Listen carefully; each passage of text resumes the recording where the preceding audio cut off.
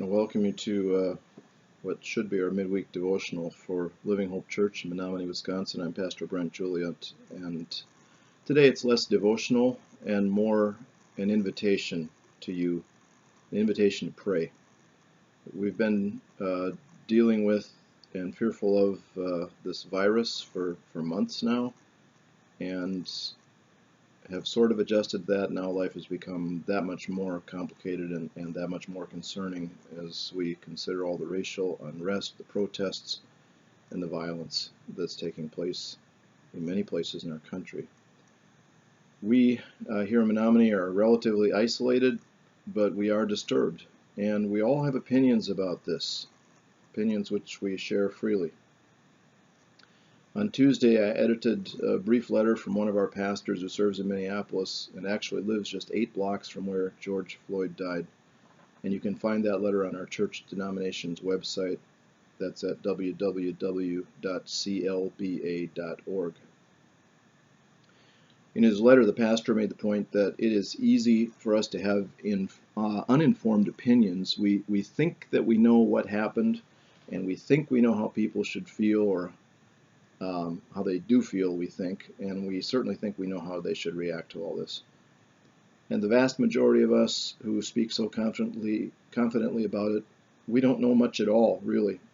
And so that pastor's point was that the one thing we do know that is true is the gospel. And the gospel is actually the answer to what our nation faces now. Though many people will fail to recognize it, we can pray that they will see it and they will hear.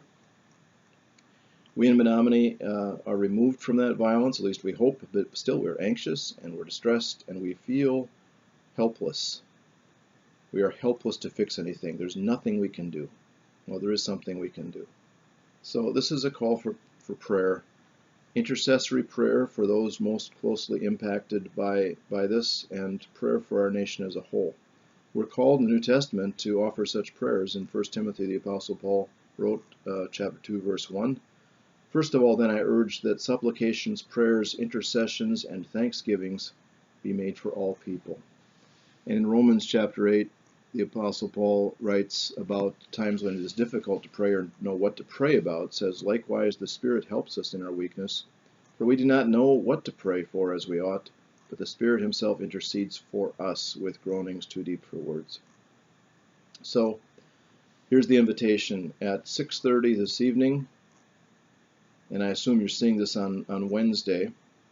So at 6:30 you are invited to join a church prayer meeting on Zoom.